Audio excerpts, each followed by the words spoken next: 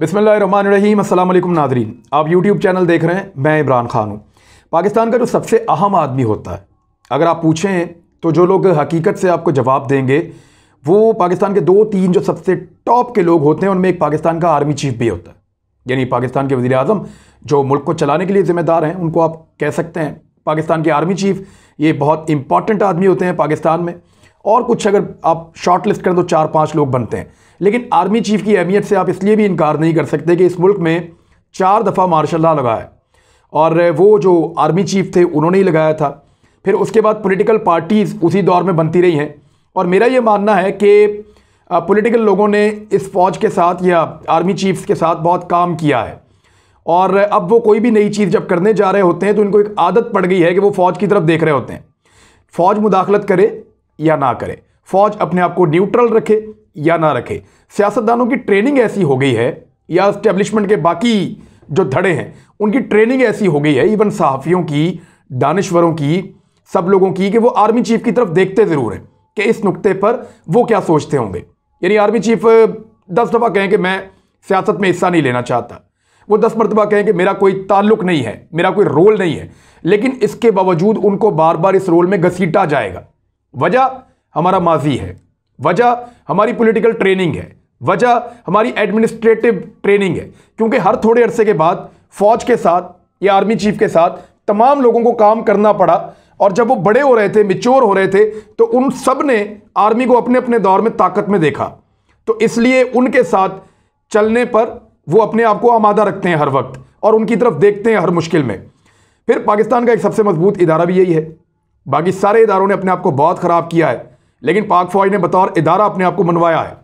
सैलाब है, जलजला है, जंग है, बुरे हालात हैं, कोई भी चीज़ है, टिड्डी दल का हमला हो गया, कोविड-19 आ गया, या मुल्क के अंदर कोई अनारकी फैल गई, हर सूरत में या किसी इलाके के अंदर ऑपरेशन करना पड़ेगा। हालात बहुत ख़राब हो गए हैं, ताजिर इवन के जाके आर्मी चीफ से मिलते रहे हैं, तो लोग इस फ़ौज की तरफ देखते हैं, और इसकी वजह से फ़ौज बहुत अहम इदारा पाकिस्तान जैसे मुल्क में बन जाता है। अब मैं आपको इसकी कुछ मिसाल दे देता हूँ। हाल ही में अभी जो तहरीक लब्बैक का मामला हुआ, इसमें कुछ लोगों का मानना है कि पिछली मरतबा जब तहरीक लब्बैक के लोग आए तो वो आर्मी के उनको आशीर्वाद हासिल थी। हालांकि मैं इसको नहीं मानता, क्योंकि मेरे पास रियल रिपोर्ट है कि ये क्यों आए थे, इनको बनाया किसने था, इनको रजिस्टर्ड किसने करवाया था, इनके पीछे कौन से पॉलिटिकल लोग थे, मकासद क्या थे, किस तरीके से ये आए, और उनके अपने भी कुछ तहफ़्फ़ुज़ात थे, और वो एक मजहबी सियासी जमात है। तो मैं ये बाय नहीं करता कि सिर्फ आर्मी इसके पीछे थी, लेकिन कुछ लोगों का मानना है कि इसके पीछे थे, और इस मरतबा लोगों का मानना है कि ये जो मामला रिजॉल्व हुआ है इसमें भी पीछे आर्मी थी। कुछ लोग तो शुरू में दोबारा ये कह रहे थे क्योंकि एक नोटिफिकेशन है जो वज़ीर-ए-आज़म पाकिस्तान ने दस्तखत नहीं किया, लिहाजा इसलिए ये तहरीक लब्बैक के लोग आ गए हैं। मैं ये भी बाय नहीं करता, मुमकिन नहीं है। अब जो शहबाज शरीफ साहब ने स्टेटमेंट दिया वो बड़ा इंपॉर्टेंट है। उन्होंने कहा कि माजी में PTI ने तहरीक लब्बैक की हमायत की, हमने सियासी फ़ायदा नहीं उठाया। ये बात उन्होंने ठीक की है, लेकिन ये रिपोर्टें भी मौजूद हैं कि कौन कौन लोग पीछे रहकर सपोर्ट कर रहे थे। और माजी में अगर शहबाज शरीफ साहब ढूंढें उस एक आदमी को, तो वो उनको ख़ानदान में कहीं आसपास या दूर दराज नज़र आ जाएगा। वो एक आदमी अपने ख़ानदान में ही जो इस तंजीम को फंडिंग करने के अलावा उनको मोटिवेट कर रहा था और उकसा रहा था इदारों के ख़िलाफ़, और माहौल बना रहा था पिछली मरतबा जब मुस्लिम लीग नून की हुकूमत थी। बहरहाल हुकूमत का रवैया उन्होंने कहा ऐसा है कि 1 मिनट में गद्दार बना देते हैं किसी को भी। अब ये तहरीक लब्बैक के ऊपर उन्होंने इल्ज़ाम लगाया था कि ये भारत की एजेंट बन रही है या भारत से इनको सपोर्ट मिल रही है, तो उस पर अब इस हुकूमत की जिम्मेदारी है कि उस मामले को क्लियर करे, और वो जो मुआहदा जो इनका हुआ है उसको खुद मंजरे आम पर लेकर आए कि हमने एक कलदम जमात से क्या तय किया है। क्योंकि वज़ीर-ए-आज़म पाकिस्तान इमरान खान साहब ने ये कहा था कि मैं अपनी कौम से वादा करता हूं कि मैं आपसे कुछ भी नहीं छुपाऊंगा। तो देखते हैं कि वो क्या कुछ हमें इसमें बताते हैं। अब इसमें एक स्टेटमेंट जो है वो कलदम तहरीक लब्बैक पाकिस्तान से जो मुज़ाकराती कमेटी के एक रुकन हैं और सैलानी वेलफेयर ट्रस्ट के सरबराह मौलाना बशीर फारूकी, उन्होंने कहा है कि आर्मी चीफ ताकत के इस्तेमाल के हक में नहीं थे। वैसे यही आर्मी चीफ पिछली मरतबा भी ताकत के इस्तेमाल के हक में नहीं थे, बल्कि उनका जोर मुज़ाकरात पे था। आर्मी चीफ 1000% चाहते हैं कि इस मुल्क में अमन हो जाए। जो मुआहदा हुआ है उसमें 1000% किरदार आर्मी चीफ का है। अब देखें आर्मी चीफ की आप किस लेवल पे तारीफ हो रही। थोड़ा अर्सा पहले शहबाज शरीफ साहब एक मीटिंग में मौजूद थे, उन्होंने किस अंदाज में आर्मी चीफ की तारीफ की थी। या जब हम टेलीविज़न पे बैठते हैं या जो लोग बैठते हैं, जो लोग तज्जियाकार हैं या बाकी लोग हैं या पॉलिटिकल लोग हैं, आर्मी चीफ की सब तारीफ करते हैं, क्योंकि सबको ये आदत पड़ गई है एक लंबे अरसे से कि यही वो घर है जहां से सबको फैज़ मिलेगा, और इनकी ट्रेनिंग ऐसी हो गई है। आर्मी चीफ खुद चाहे वो कहें मेरा कोई ताल्लुक नहीं है, लेकिन ये सारे उस तरफ देखते जरूर है, आदत पड़ गई है बड़े लंबे अरसे से। पाकिस्तान का अगला आर्मी चीफ कौन होगा, इसीलिए यह सवाल भी बहुत बड़ा सवाल है, छोटा सवाल नहीं है। सबकी नजर रहती है कि अगला आर्मी चीफ कौन होगा, वो कौन होगा जो आर्मी चीफ बनेगा और पाकिस्तान की जो मिलिट्री की बागडोर है वो संभालेगा। अब उस बारे में मेरे पास एक रिपोर्ट मौजूद है, कुछ तहकीकात हुई हैं और मुख्तलिफ जगहों पे हुई हैं। मोना आलम एक सहाफ़ी हैं, उन्होंने बड़ी अच्छी इस पर एक स्टोरी भी इंडिपेंडेंट उर्दू में लिखी है, तो मैं आपको बता देता हूं कि पॉसिबिलिटीज़ क्या है। तो सवाल ये पैदा होता है कि 2022 में आर्मी चीफ के उम्मीदवार कौन कौन हो सकते हैं। इसके लिए आपको ये देखना पड़ेगा कि हमेशा आर्मी चीफ जो मौजूदा हैं, यानी अभी बाजवा साहब कंटिन्यू कर रहे हैं, इनके पास एक एक्सटेंशन मौजूद है, इनको एक एक्सटेंशन मिल गई है और ये 3 साल के लिए मजीद आर्मी चीफ बन गए हैं। और ये एक्सटेंशन जो मिली है, यहाँ पे अदालत के अंदर भी मामला गया था। अब जो नए आर्मी चीफ आएंगे उसके लिए ये वाले आर्मी चीफ 3 या 5 नाम देंगे वज़ीर आज़म पाकिस्तान को। बाद का 3 नाम देते हैं, बाद का 5 नाम देते हैं, और वज़ीर आज़म के पास ये इख्तियार होता है कि वो ये कहें कि जी मैं इन पर मुतमईन नहीं हूँ, मुझे और नाम दिए जाएँ, वो भी दिए जा सकते हैं, लेकिन ऐसा नॉर्मली होता नहीं है। तो ये 3 या 5 जो सीनियर लोग होंगे, ऐसा नहीं है कि वो भी पिक एंड चूज करते हैं, वो जो सीनियर लोग होते हैं सीनियरिटी के हिसाब से उनके नाम वज़ीर आज़म पाकिस्तान को भेज दिए जाते हैं। अगर आर्मी चीफ चाहे कि किसी एक को रिकमेंड करना चाहें तो उनके साथ इजाफी नोट भी लिख देते हैं, लेकिन वो नाम भेजते हैं, फिर वज़ीर आज़म पाकिस्तान उनकी बुनियाद पर फैसला करते हैं और किसी एक को आर्मी चीफ और किसी एक को जॉइंट चीफ ऑफ स्टाफ जो है वो बना देते हैं। ये तरीकाकार है पाकिस्तान में नए आर्मी चीफ की तैनाती का। अब जरा सिचुएशन अगर आप देखें तो पाकिस्तान की फ़ौज में हालिया तब्दीलियों के बाद अब तहरीक इंसाफ की हुकूमत के लिए 2022 के दौरान इंतहाई अहम मामला फ़ौज के नए सरबराह की तैनाती होगी। ये इंडिपेंडेंट उर्दू की रिपोर्ट है। आर्मी चीफ जनरल कमर जवेद बाजवा को नवंबर 2019 में 3 साल की तौसीह दी गई थी, जिसके बाद अब आइंदा बरस 29 नवंबर 2022 को उनके ओहदे की मुद्दत मुकम्मल हो जाएगी। यानी 29 नवंबर अगले साल उनकी ओहदे की मुद्दत मुकम्मल होने के बाद एक नए आर्मी चीफ अपने ओहदे का चार्ज संभाल लेंगे।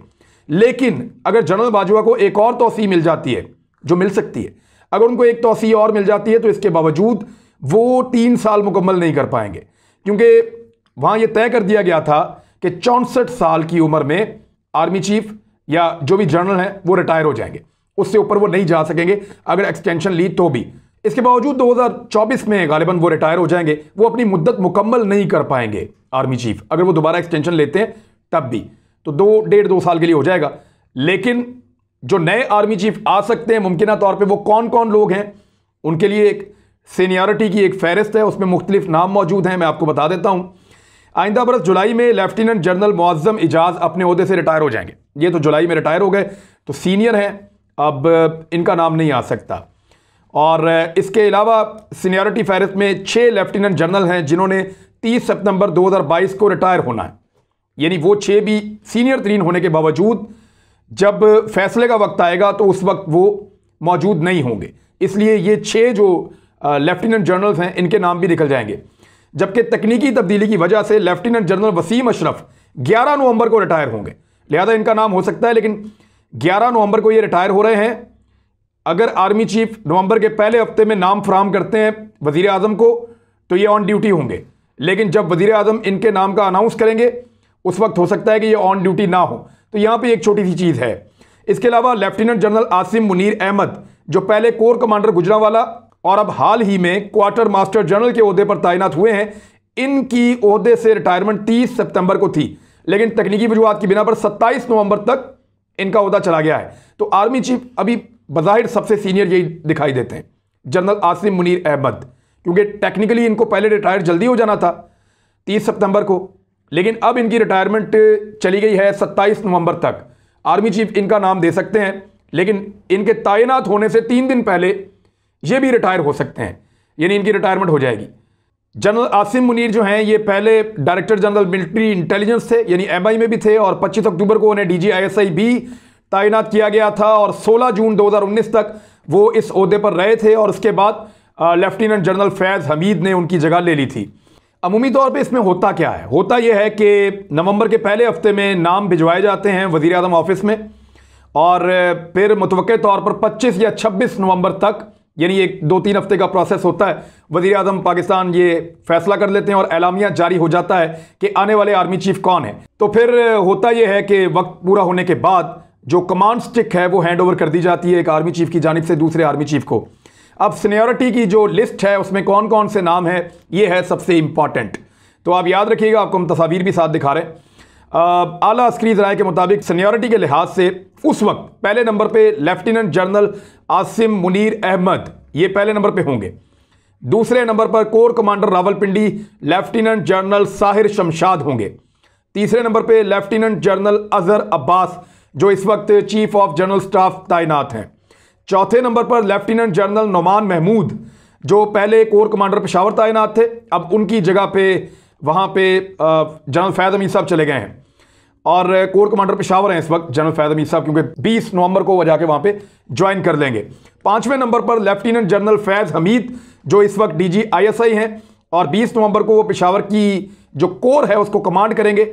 अब ये 5 जनरल्स मैंने आपको बता दिए हैं कि उस वक्त जब 2022 में इमरान खान साहब को फैसला करना होगा कि उनको किसको नया आर्मी चीफ बनाना है तो ये 5 ऑप्शंस उनके पास होंगी। मैं ये ऑप्शंस दोबारा आपके सामने दोहरा देता हूं। जनरल आसिम मुनीर पहले नंबर पे, उसके बाद जनरल साहिर शमशाद दूसरे नंबर पे, जनरल अजहर अब्बास तीसरे नंबर पे, चौथे नंबर पे जनरल नोमान महमूद और 5वें नंबर पे जनरल फैज़ हमीद। ये 5 लोग होंगे। अच्छा, इसमें मैं आपको ये बताऊं कि जनरल फैज़ हमीद अभी तक थोड़े दिन पहले तक वो चौथे नंबर पे थे सीनियरिटी की लिस्ट में, लेकिन अब वो 5वें नंबर पे चले गए हैं। उसकी वजह क्या है? क्योंकि कुछ टेक्निकल बुनियाद पे कुछ चीज़ें डिले होने की वजह से जनरल आसिम मुनीर अहमद उनकी रिटायरमेंट आगे चली गई है और वो पहले नंबर पे आ गए हैं। इस तरह चौथे नंबर से 5वें नंबर पे जनरल फैज़ हमीद चले गए हैं। एक रूल के अंदर जो तब्दीली हुई है, जो हुई जनरल बाजवा साहब के दौर में है, वो तब्दीली ये है कि 1 साल तक कोर कमांडर रहना बहुत ज़रूरी है आर्मी चीफ बनने के लिए। इससे पहले जो था वो सिर्फ कोर कमांडर रहना ज़रूरी था, लेकिन अब 1 साल की एक शर्त है। लिहाजा 20 नवंबर को जब वो चार्ज लेंगे तो जिस वक्त आर्मी चीफ पहले 5 बंदों के नाम भिजवाएंगे उसमें जनरल फैज़ हमीद का 1 साल पूरा नहीं हुआ होगा, क्योंकि वो नवंबर का पहला हफ्ता होगा। लेकिन जिस वक्त वज़ीर आज़म पाकिस्तान फैसला कर रहे होंगे तब तक जनरल फैज़ हमीद का 1 साल पूरा हो चुका होगा। लिहाजा उनका नाम 5वें नंबर पे सीनियरिटी लिस्ट में आ जाता है। जैसा कि मैंने आपको कहा कि ये तैनाती इस सूरत में होगी कि जनरल बाजवा जो हैं वो रिटायर हो जाएं, लेकिन अगर वो एक्सटेंशन लेते हैं तो नवंबर 2024 तक वो 64 साल की उम्र में फौज से रिटायर हो जाएंगे, क्योंकि ये भी रूल अब मौजूद है। लिहाजा उनकी एक्सटेंशन 3 साल तक मुकम्मल नहीं हो पाएगी। तो नाज़रीन, ये वो 5 मुमकिन नाम हैं जो आने वाले वक्त में अगले साल पाकिस्तान के आर्मी चीफ हो सकते हैं। 1 साल तक तो जनरल बाजवा रहेंगे, उसके बाद एक नाम तब्दील हो जाएगा। तो जो भी आएगा पाकिस्तान का आर्मी चीफ वो पाकिस्तान की आर्मी से ही आएगा। अच्छी बात यह है, और ये तकरीबन तमाम लोग एक ही तरह सोचते हैं और एक ही तरह आगे बढ़ते हैं। ये इदारा बड़ा अच्छे तरीके से काम कर रहा है। इन्होंने वो जंगें जीती हैं दहशतगर्दी के खिलाफ जो दुनिया के बाकी ममालिक नहीं जीत पाए, और पाकिस्तान की फौज को दुनिया मानती है। लिहाजा पाकिस्तान का अगला आर्मी चीफ कौन होगा इसके ऊपर पूरी दुनिया की नज़र रहती है, आपकी भी रहनी चाहिए। अब तक के लिए इतना ही। अपना ख्याल रखिएगा, अपने इस चैनल का भी। अल्लाह हाफिज़।